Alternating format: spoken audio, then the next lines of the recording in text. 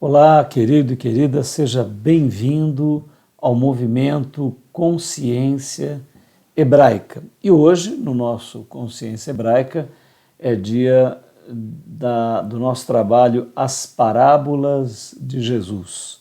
Nós estamos na parábola A Rede Lançada no Mar, uma parábola maravilhosa, escatológica, e nós já estamos na parte final. Foram 3 episódios. Hoje, dia 25/10/2020. Olá, se você perdeu os outros 2 episódios da Rede Lançada no Mar, é muito importante que você vá até o YouTube ou até o Instagram ou também no nosso Telegram. É mais fácil no Telegram porque ali você tem todo o arquivo dos estudos que já foram editados, ou no YouTube, nas nossas playlists. Aí você procura lá a playlist Parábolas de Jesus e vê os outros 2 episódios para você pegar o contexto.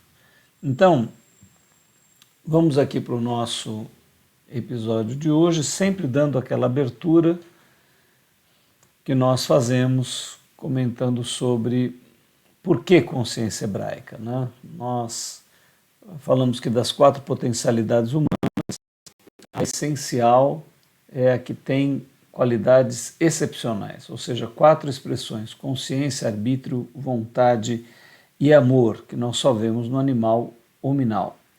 O hebraico é porque nós consideramos ele como a espiritualidade humana no planeta Terra.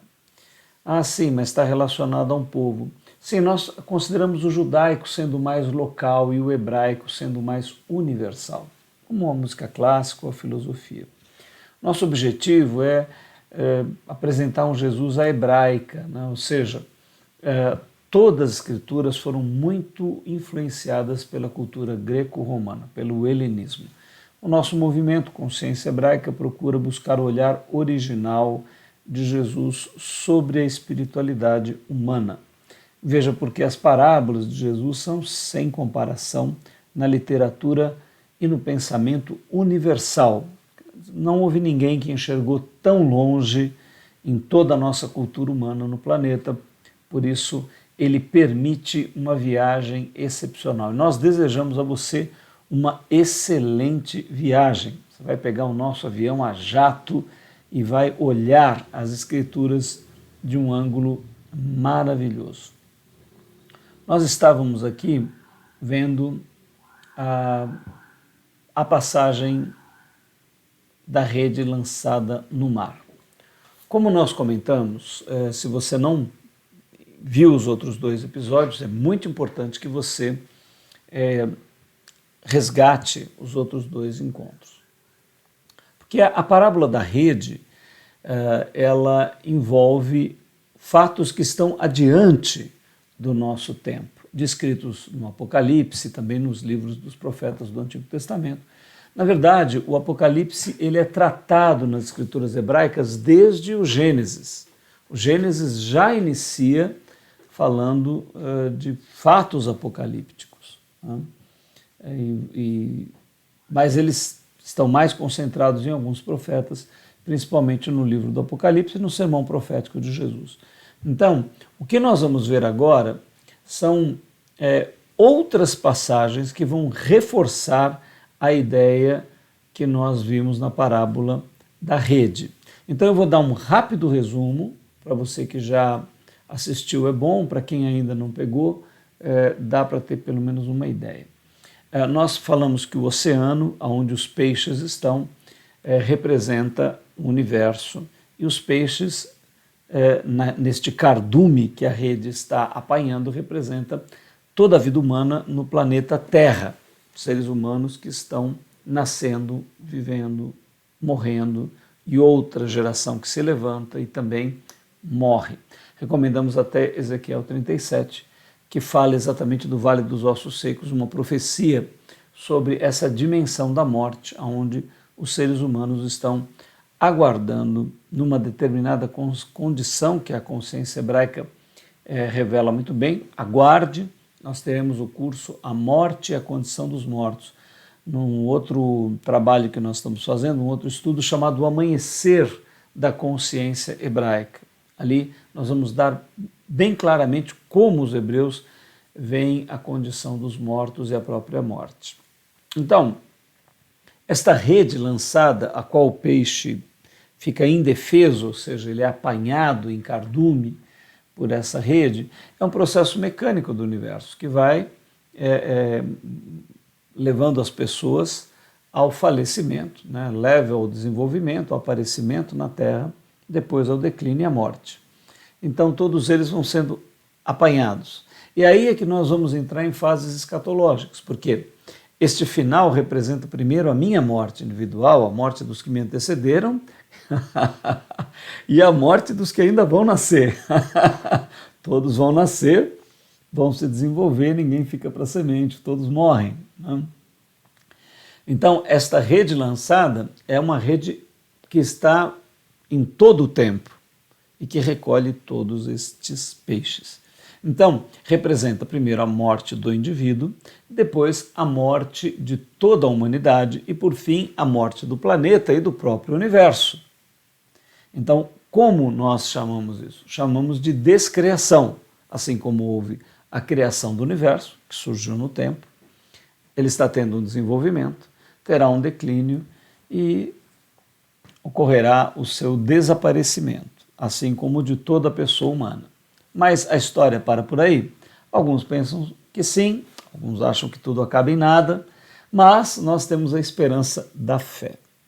E compreendemos que pelo conhecimento e pela experiência com Yahvé, Elohim Adonai e o Espírito Santo de Yeshua HaMashiach, vemos que há um propósito, e o propósito está em Gênesis 1:26, a nossa grande chave que abre o entendimento das parábolas e de outras passagens. Então, qual é o propósito? A divindade quer gerar filhos, e nós estamos morrendo como qualquer um dos filhos dos homens, mas podemos ser gerados como Elohim, ou seja, potências criativas, livres, numa criação que continuará o seu desenvolvimento, sendo que o universo atual é apenas um estágio desse processo de desenvolvimento, é o que as escrituras revelam. Isso é que é chamado reino dos céus. Reino é domínio e celestialidade é aquilo que é a manifestação do celestial no tempo, e depois a dimensão celestial, que é o atemporal.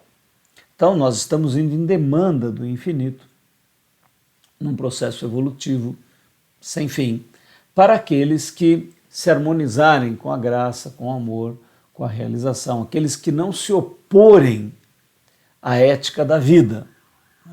Você fala, mas tem alguém tem alguém que vai se opor à ética da vida? Bom, meu amigo, eu não sei em que planeta que você está, mas se for aqui no planeta Terra, você vai ver que as nossas instituições, né?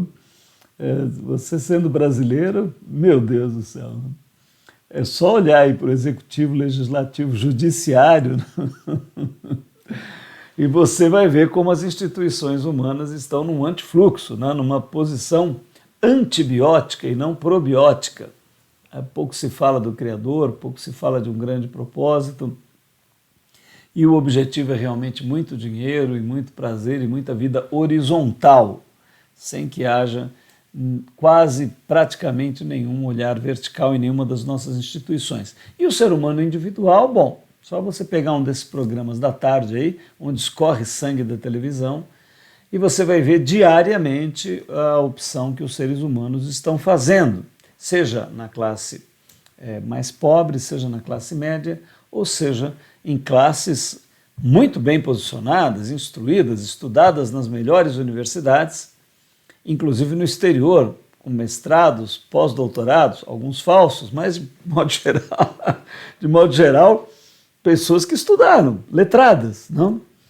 E todas elas, não, com uma atitude ética muito suspeita, não, e fazendo opção por um caminho de trevas. Então, o ser humano optando por isso vai ter uma consequência cósmica. As pessoas quase não estão despertas para esse sentido mais profundo da existência. Mas essa parábola da rede lançada pega todos os peixes. E depois eles são puxados para a praia. Então veja, já temos um primeiro grande fato, que é a descriação. Nós vamos pegar algumas passagens para mostrar para você. E depois nós vamos ver que os peixes são separados. Mas, na verdade, eles já se tornaram bons ou se tornaram maus no processo aqui. Tá? Ou seja, não há um juízo propriamente lá no final. O juízo já está sendo feito à medida que o teu arbítrio vai sendo processado e você vai cristalizando a tua consciência, seja na qualidade celestial que há em você, chamada pelas decisões que você toma de natureza crística, ou seja, você fixando a tua consciência numa qualidade chamada anticrística. Então, depois, aqueles que fixarem a sua consciência no tempo, o próprio tempo será descreado. E havendo a descriação do tempo, haverá o que o Apocalipse chama a segunda morte, ou seja, a morte da essência, a morte da individuação, a morte da individualidade humana, que é a sua extinção. Alguns religiosos mais odiosos gostariam que o pessoal ficasse ardendo no caldeirão para a vida toda, espetado de minuto a minuto por toda a eternidade. Não é? Seria uma boa vingança para os religiosos. Às vezes alguns religiosos que queriam ter aproveitado melhor a vida aqui, né, ficam ofendidos e querem uma condenação desse tipo. Mas nós vamos ver que as Escrituras falam sim acerca de uma consciência de falha, né, porque misteriosamente todos ressurgirão da primeira morte, num outro momento apocalíptico muito importante, que é o dia da ressurreição dos mortos, que nós chamamos de nova geração, porque não há um ré para trás, né? Mas há uma geração numa dimensão que já não é mais o universo, num corpo que já não é mais de carbono, cálcio, ferro, lítio e todos os minerais que nos compõem, mas é um corpo energético, crístico, espiritual, de uma dimensão que é o próximo passo do universo. Então, veja, eu estou dando todo esse contexto para você. Se você não acompanha os nossos cursos, se essa linguagem toda é muito nova para você, eu sugiro que você pegue desde o início e vá aos pouquinhos se habituando com tudo que está de Gênesis ao Apocalipse. Então agora, o que nós vamos fazer? Já vimos a parábola, vimos os pontos centrais da parábola, e agora nós vamos ver passagens que reforçam a parábola, porque eu não gostaria de explicar a parábola e apenas ficar solta como uma ideia que foi colocada lá dentro da parábola e que não é compatível com outros trechos das escrituras hebraicas. Então é o que nós vamos fazer agora. Você vê aí que o nosso texto está dizendo outras passagens destes temas escatológicos já vistos nos nossos outros 2 encontros. Então, em Mateus 24, 6, lá é falado sobre a descriação. Então, quem fala é o próprio Senhor Jesus. Ele diz, em Mateus 24, capítulo 24, verso 6, aí tem lá até o 29, né? Logo depois da descriação, da tribulação daqueles dias, escurecerá o sol, e a lua não dará a sua luz. As estrelas cairão do céu, e os poderes dos céus serão abalados. Então, observa bem o texto que está em Mateus 24, lá no verso 29. Logo depois da tribulação daqueles dias. Então, esse período chamado de tribulação e grande tribulação são períodos que antecedem a descriação. Existem personagens centrais desse período, que é o anticristo, a besta, as 2 testemunhas e muitos fatos que acontecerão nesses últimos instantes da vida na Terra. Tá? Principalmente com a prevalência de uma visão não espiritualista, não espiritual da senda, do caminho e do desenvolvimento humano. Ou seja, um homem que surgirá na história humana, apoiado por instituições sociais que estão na mesma direção e mesmo sentido, fortalecidas por uma cosmovisão onde o homem se declara o próprio Deus. Veja que Deus quer nos tornar deuses, né, feitos à sua imagem e semelhança. Mas tem um detalhe, né? Nós, em ligação com o seu amor, dependentes do amor dele, né? Não independentes. E esse movimento humano e social que se organiza potencializando o ser humano cada vez mais, gerando uma prepotência de ego muito grande nas instituições humanas, e em grupos humanos, e em seres humanos que vão se declarar independentes completamente do Criador. Já vemos, né, na sociedade o fortalecimento dessas atitudes e a criação de leis que cada vez mais fortalecem que o ser humano faça aquilo que quiser e desconsidere completamente um Criador, desconsidere completamente qualquer lei que esteja acima de si, o ser humano se bastando por si mesmo, né?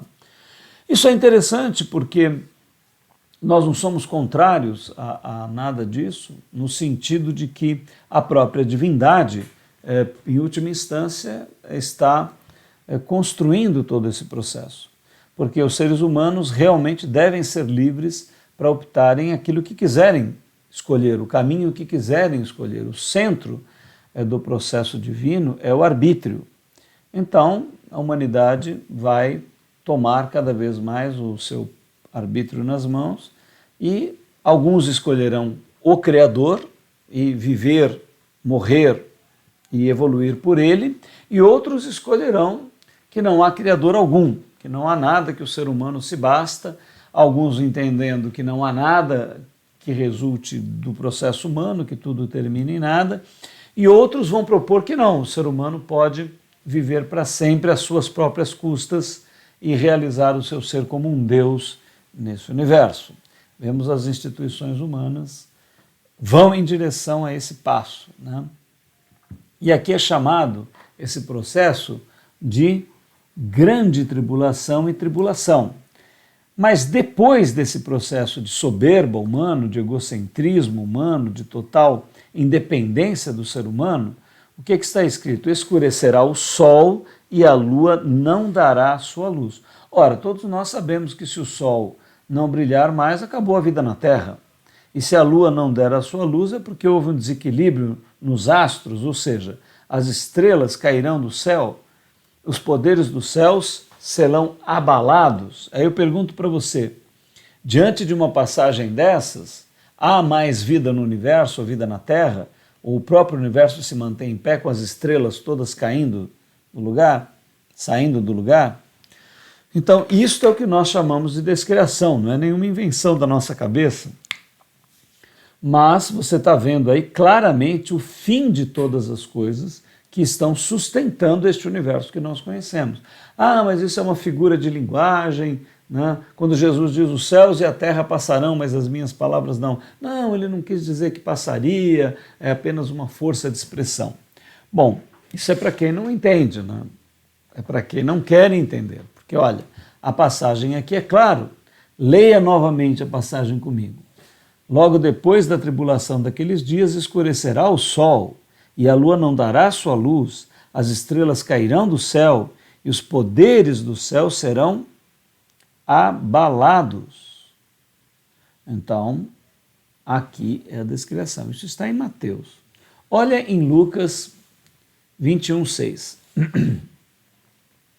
Passará o céu e a terra, mas as minhas palavras jamais passarão. Então aí não é dito como figura de linguagem. Realmente o céu que nós conhecemos aqui do universo e o planeta Terra irão chegar ao fim. Então está descrevendo o processo de término desta jornada neste universo. Olha a segunda carta a Pedro, o que vai dizer. Virá, pois, como ladrão o dia do Senhor. Olha, o dia do Senhor é chamado esse dia final do processo da terra, no qual os céus passarão com grande estrondo e os elementos ardendo se dissolverão, e a terra e as obras que nela há serão descobertas. Ora, uma vez que todas estas coisas hão de ser assim dissolvidas, que pessoas não deveis ser em santidade e piedade, né? Você vê aí, nós pegamos passagens bem diferentes, em todas elas há uma visão nítida e clara de que as coisas chegarão ao seu fim, né? Vamos ler passo a passo a descrição que Pedro nos dá. Olha que interessante o texto de Pedro. Virá, pois, como o ladrão o dia do Senhor. Por que é dada essa figura do ladrão? Porque os eventos são de tal ordem complexa e envolvem razões e opções do arbítrio individual de cada uma das criaturas do planeta Terra, que não adianta as pessoas quererem colocar data para esses eventos, porque a data não vai funcionar. A gente tem visto aí decepções em cima de decepções com gente que prefere ficar datando o dia que vai terminar a Terra, ou que Jesus volta, ou que a igreja vai ser arrebatada, etc. Isso não funciona dessa maneira. Virá como um ladrão. Ah, mas está escrito que Deus não faz nada sem revelar aos seus profetas. Sim, revela o cômputo geral, mas tem coisas que exatamente, precisamente, qual é a data, o minuto e o horário, nós não saberemos. Por quê? Porque está envolto com toda a questão de probabilística do arbítrio humano, que de fato é real. O ser humano tem uma faixa onde ele realmente pode tomar decisões, fazer opções. Então veja o texto. Virá como ladrão, então não é uma surpresa, no qual os céus passarão. Olha, então não irá ficar céu. Não? E aqui está falando em explosão, grande estrondo. Os elementos ardendo se dissolverão. Muitos que estudam aí o final do nosso Sol falam que a estrela vai explodir tudo, né? Se transformar num buraco negro, etc., lá no final. Mas, enfim, não importa a descrição da ciência se é de uma ou de outra forma, mas os elementos ardendo se dissolverão. E a Terra, que aqui deveria estar com T maiúsculo, porque está se falando do planeta Terra, e as obras que nela há, ou seja, todo o processo humano, tudo que foi feito e construído, serão descobertas. Ora, uma vez que todas essas coisas hão de ser assim dissolvidas. Perceba, não há dúvida nenhuma, ele nomeia todas as coisas. Que pessoas não deveis ser em santidade, ou seja, com uma atitude integral, né? O que é santo? Santo é aquilo que é são, ou seja, aquilo que está imune, aquilo que está integral, aquilo que é totalmente saudável, né? Esse é o sentido de santidade. Um ser humano que física, mental, emocionalmente, espiritualmente se integra completamente ao propósito do Criador, né? Muitos querem dizer que santidade é alguém que não tem pecados, né? Um ser humano que não falhe, que os religiosos alcançariam essa condição. Ora, só Jesus alcançou essa condição. Não vemos em nenhum apóstolo, não vemos em ninguém, e nem haverá e nem houve alguém que viva integralmente sem nenhum tipo de falha ou erro. Essa é uma visão religiosa. Quando Paulo diz, por exemplo, que não tem consciência de pecado, ele diz isso em atitude, não em ato. Em atitude, a pessoa realmente pode alcançar uma condição onde ela esteja totalmente integrada com o Criador. Mas em ato, no global da sua natureza, isso realmente não é possível e nós somos cristificados pela graça, pelo perdão, pelo amor sagrado, divino, do Espírito de Yeshua HaMashiach sobre as nossas vidas, e é assim que isso se dá. Então aqui no texto deixa isso bem claro, já que tudo irá perecer, né, que pessoas deveis ser em integralidade, e piedade é pureza. Não uma pureza interior integral, como eu disse, impossível, mas uma pureza de propósito, uma pureza de atitude, uma pureza de intenção. Isso sim é possível. Então, nessas passagens, a gente reforça o que vimos lá na parábola, né? Você deve buscar os capítulos anteriores. Olha, disse-lhe Jesus: entendestes todas estas coisas? Disseram-lhes eles: sim, Senhor. E ele disse-lhes: por isso, todo escriba instruído acerca do reino dos céus é semelhante a um pai de família que tira do seu tesouro coisas novas e coisas velhas, né? Então, aqui nós vamos ver o símbolo e o simbolizado dessas palavras ditas por Jesus, né?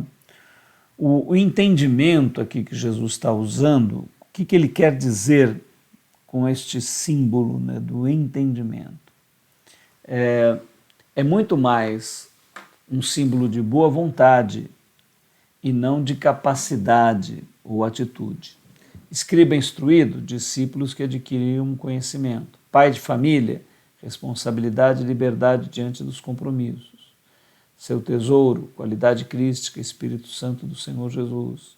Coisas novas e velhas, usando todos os recursos para a sua realização. Vamos ver agora melhor cada uma dessas coisas. Quando Jesus diz, entendestes todas essas coisas, e eles dizem, sim, Senhor, evidentemente que eles não entenderam. Imagina que eles entenderam tudo, né? Mas Jesus aceita a resposta deles e sabe que eles não entenderam a profundidade de tudo que ele está dizendo. Todo o processo ninguém entende, né? Nós entendemos partes, nós temos uma visão. Sim, ela nos dá a direção, nos dá o sentido, nos dá a missão, nos revela o propósito, isso já é suficiente, né? E cada geração, cada vez nós vamos compreendendo um pouco mais, vamos entendendo um pouco mais, e isso vai embora. Nós sempre teremos espaço para a compreensão mais e mais profunda das Escrituras, que são de uma sabedoria, na verdade, inesgotáveis. Então, veja, o que aqui está dizendo que é o entendimento é símbolo mais da boa vontade, daquele que quer entender, que quer buscar, né? E não propriamente da capacidade que eles estavam tendo de entender, porque senão estava todo mundo perdido, né? Então é mais uma atitude. Entendestes todas essas coisas? Eles disseram sim, Senhor. E eles realmente tinham uma atitude favorável.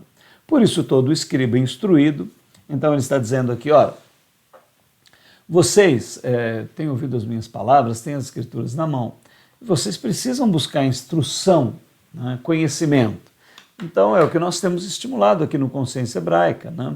Separe um dia, separe todos os dias, separe um período, separe alguns minutos, 15 minutos, 20 minutos diariamente. Será que você teria na tua agenda 5 minutos para uma respiração mais profunda, 5 minutos para uma oração, talvez mais 5 minutos para uma pequena leitura de um verso por dia das Escrituras, talvez um final de mais alguns minutos pedindo pelo teu dia e agradecendo?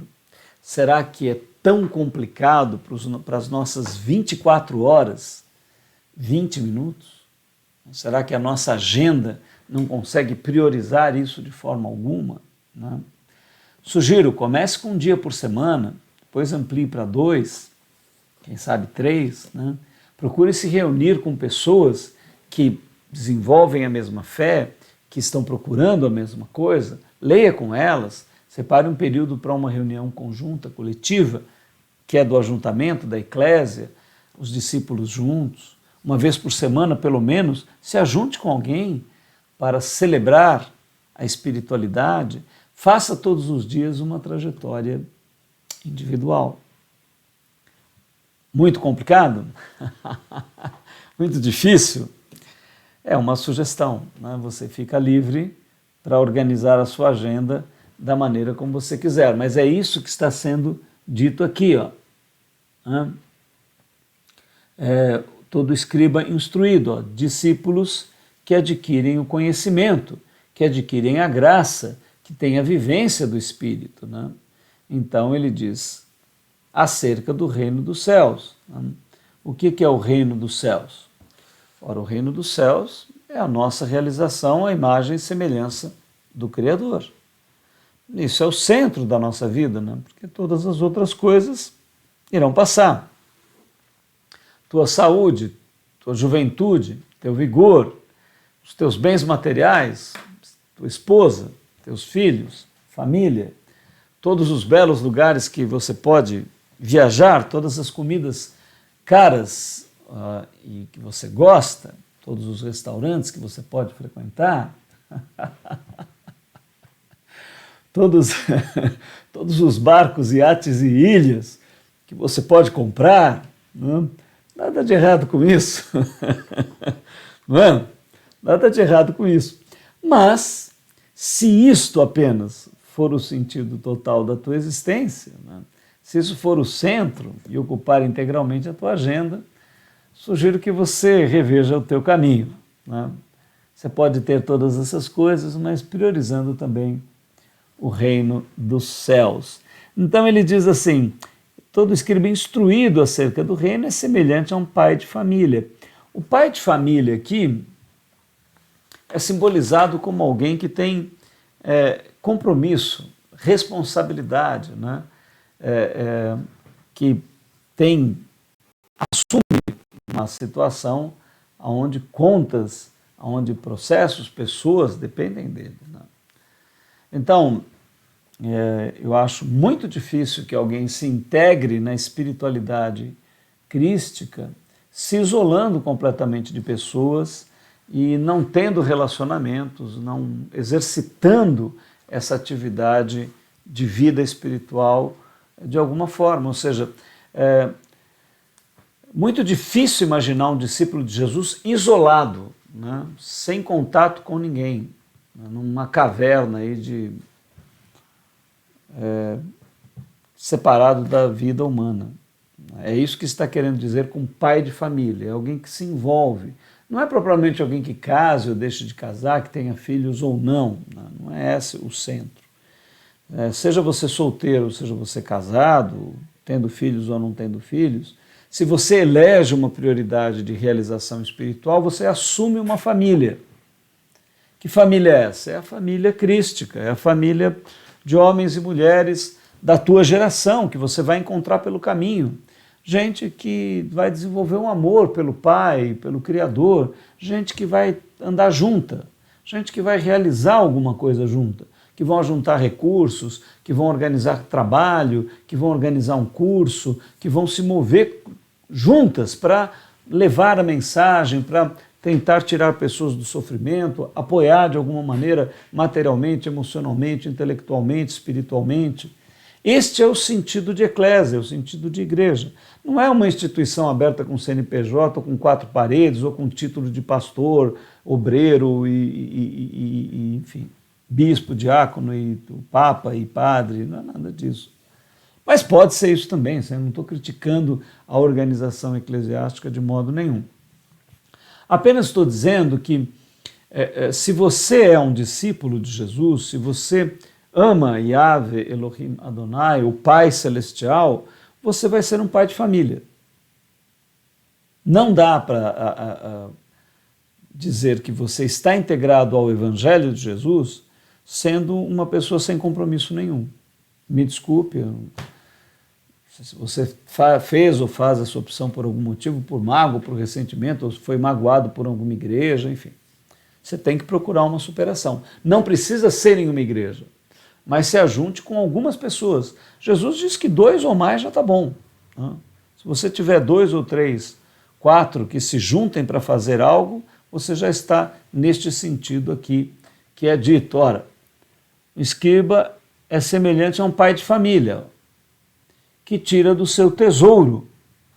Então é necessário que haja algo de valor que seja comum para essa família.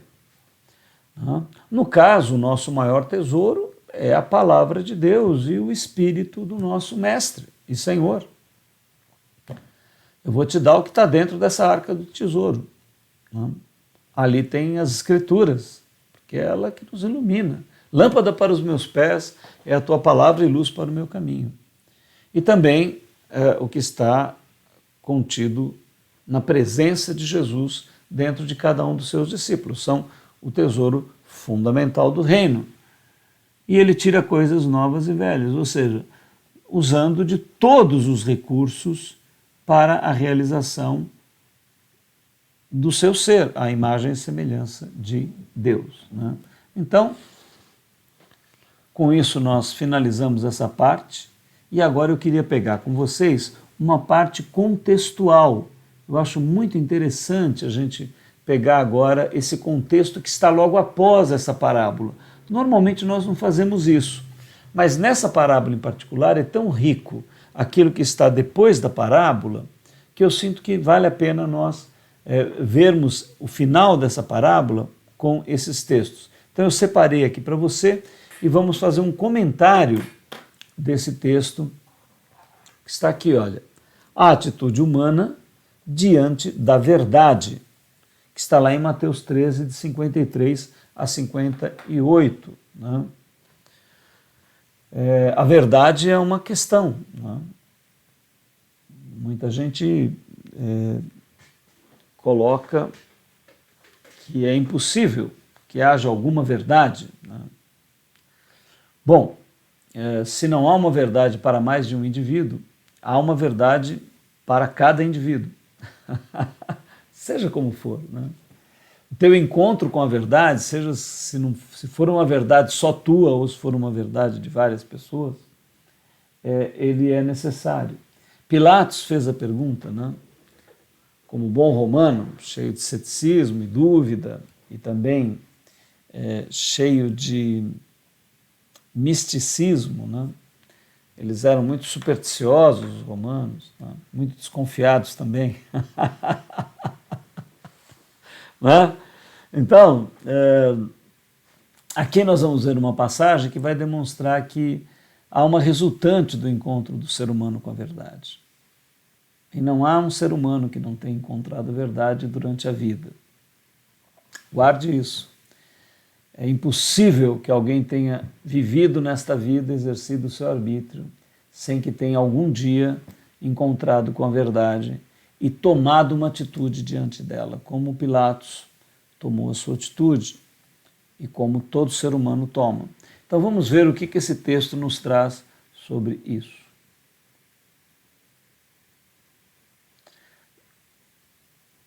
Jesus, tendo concluído essas parábolas, se retirou dali.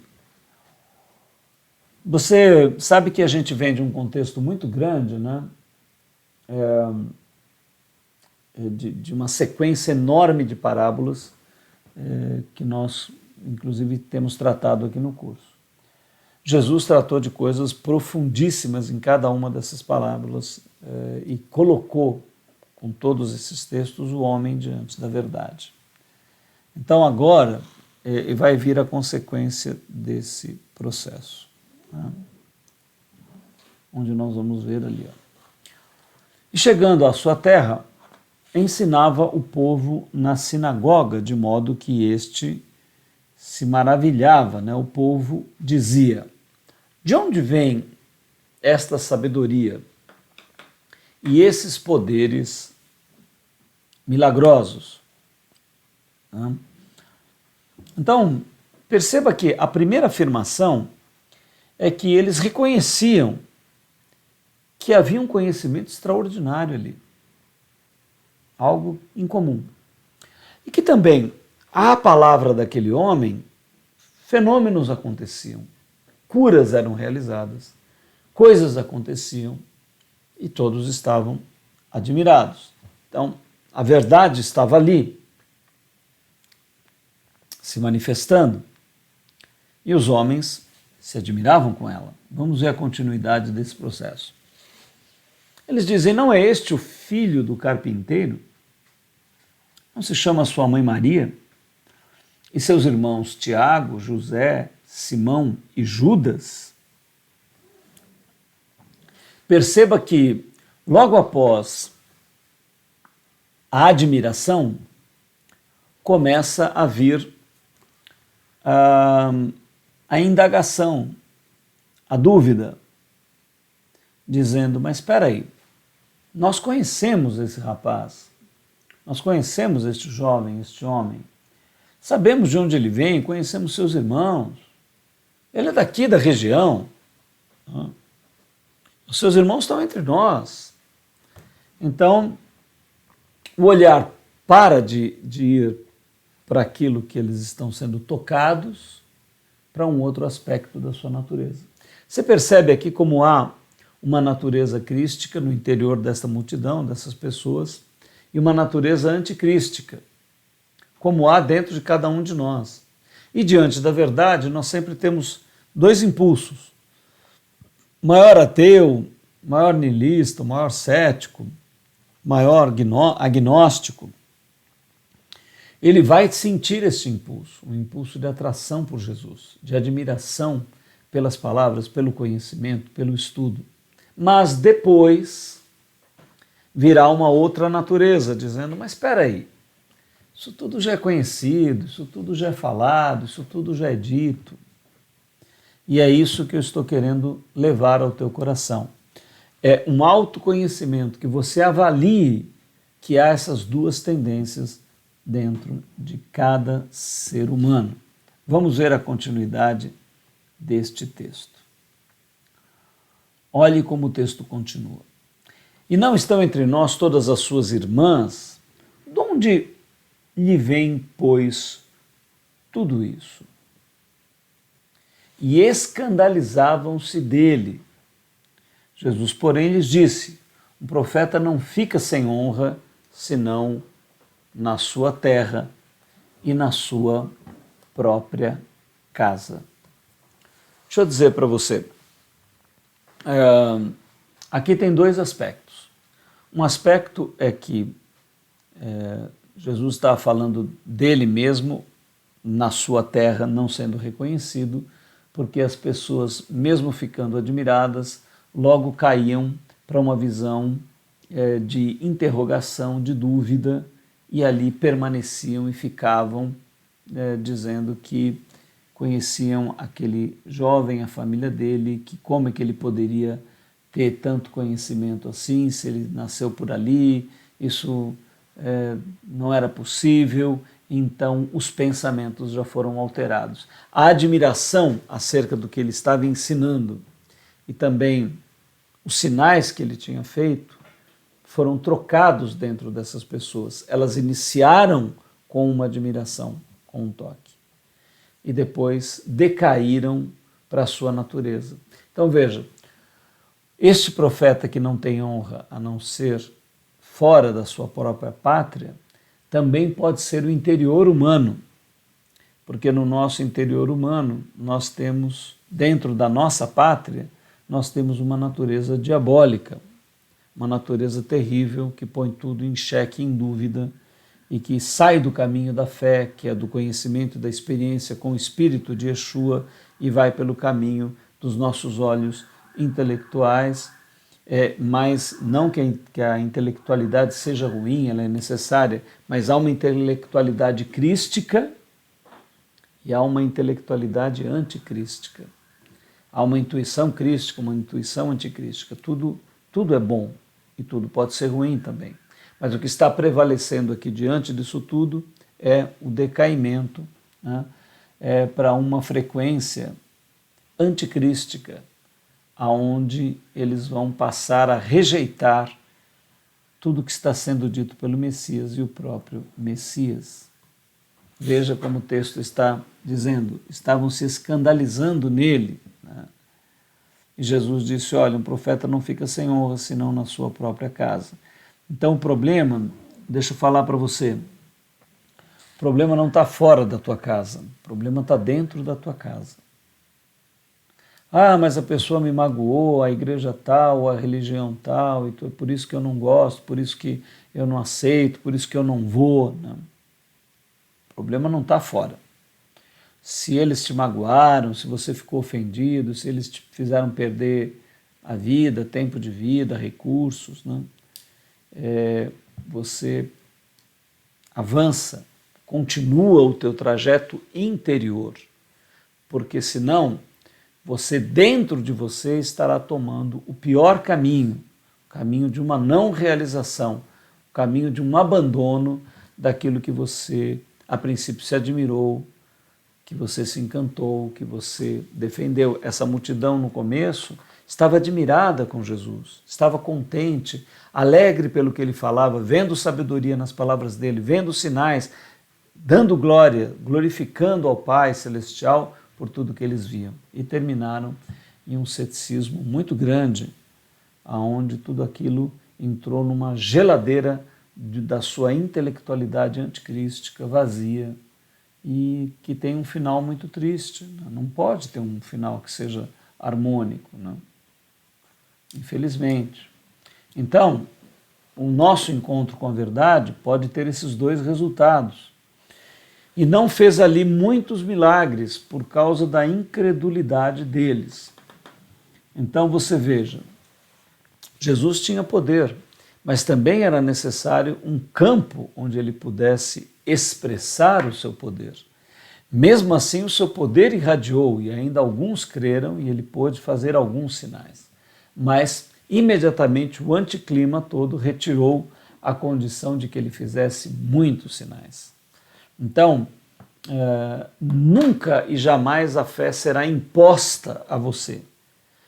O Pai, Jesus e o seu Ruach Kadosh, seu Espírito Santo, não te obrigarão a receber o Pai, a receber o Filho, a viver na presença do seu Espírito. Isso está nas tuas mãos. E se você não decidir, se a decisão não for tomada por você, se a atitude tua em abraçar a verdade for abalada, você a rejeitará. Então, é isso que é muito difícil e muito complicado. Nós já estamos com 47 minutos e eu queria te estimular a que você nos procurasse nas redes sociais, né? Então, o Movimento Consciência Hebraica está no YouTube. Não, nós queremos, deixa eu pegar aqui uma tela que é isso. Nós estamos aqui no YouTube e você vai poder divulgar o nosso canal, formar um grupo de estudos, ver com outras pessoas, também entrar no nosso grupo do Telegram. O Telegram tem muita coisa interessante lá, você pode ter outros grupos muito interessantes, mas o nosso está lá também, Consciência Hebraica, e quando você entra no Telegram, o passado todo fica disponível para você. Também estamos no Instagram, no Facebook, você pode nos achar lá. Aqui é o Movimento Consciência Hebraica, esperamos que esta parábola, que o conhecimento, que tudo que esteja sendo dito, crie no teu coração um espaço cada vez maior de crescimento, de evolução, rumo ao infinito, reconhecendo o Pai Celestial, reconhecendo o Messias hebreu, Yeshua HaMashiach. Nós queremos que haja sobre a tua vida o Salem Aleikum, que a paz esteja com você, o Shalom Adonai, que haja uma vida resplandecente, uma consciência cada vez mais alerta, presente, amorosa, cheia da presença do Ruach Kadosh, do Espírito de Yeshua HaMashiach. Não perca o próximo episódio do Parábolas de Jesus.